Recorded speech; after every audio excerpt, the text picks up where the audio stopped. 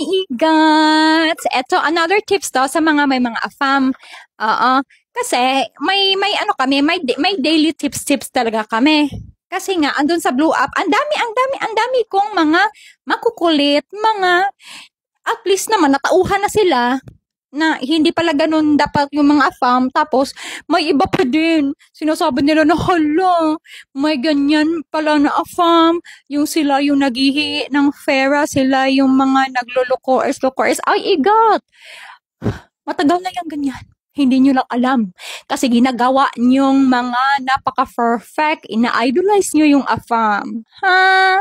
Kaya nga, hindi ako andito para magpa-cute sa'yo. Sasabihan talaga kita na nagiging tanga ka na. Tapos magrereklamo kayo niya. Huwag naman ganyan. Kasi tao lang din yan. Kasi ganito, obviously. 'Di ba? Kaya nga, may mga failures tayo. Pero nga, if paulit, my goodness, ilang beses na, 4 times na, 5 times na, at siya pa din yung nagtatanong kung ito, okay ba tong mga naghihingi ng, ng kush-kush, o okay ba to naghihingi na isesend ko na lang daw dito sa na account. Ay, mayroon na naman akong nakausap. Sabi daw na, hindi naman daw siya maghihingi ng pera pero may ipapadala siyang regalo pero magbabayad pa din ako. Ilang beses na. Ha? Tapos, pagsasabihan kayo, nagagalit kayo.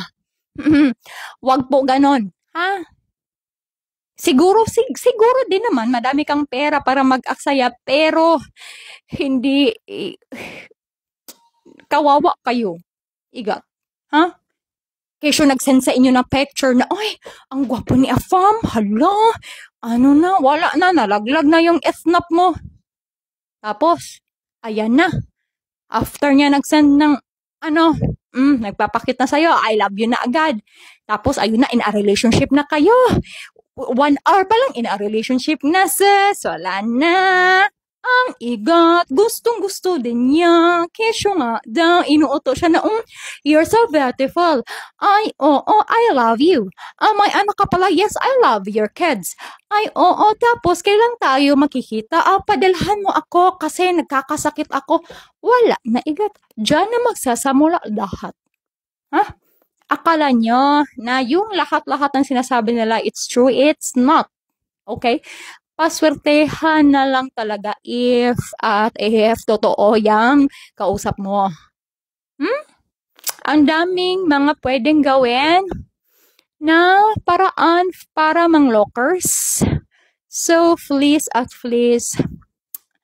sis, sayo ka dyan. Tapos sinadbo ka, hala, wow, my wife is so, hala na, my wife ko no. Tapos, ayan, kumuha ka na ng spouse visa, my wife. Pero si Pinay, kasal pa sa Pinas. Tapos, padalhan mo na ako ng pera, my wife. Ako na bahala sa'yo para magsama tayo forever. Paano ka nga nakakuha ng visa? Okay, tapos magpapadala ka ng pera. Tapos, lubog ka na naman sa uterns. Wala na, left and right na. Kasi nga, tapos bigla na nawala si Afam. Igat, akala nyo this isn't happening? Well, madami na pong cases na ganito. Bakit ko alam? For your info, 4 years pa ako sa dating apps. Kaya, madami na akong natikman, igat. Madami na akong experience. Madami na. Hindi sana experience ko lahat. Pero, masasabi ko talaga na may alam ako. And ayoko yung commitment. Tikim. Diba? One night, one night. Bakit ko i-feel it? Ganun ako. So, naging ganun ako because wala nga mga totoo sa dating apps or kahit mamit nyo pa yung mga afam sa Philippines or kahit kung saan nyo mamit. Still be careful. Ha? Tapos maghahanap lang kayo ng afam para sa visa nyo. Hindi nyo kilala. Wala pa din niya. Digat, bagsak ko pa din. Sus.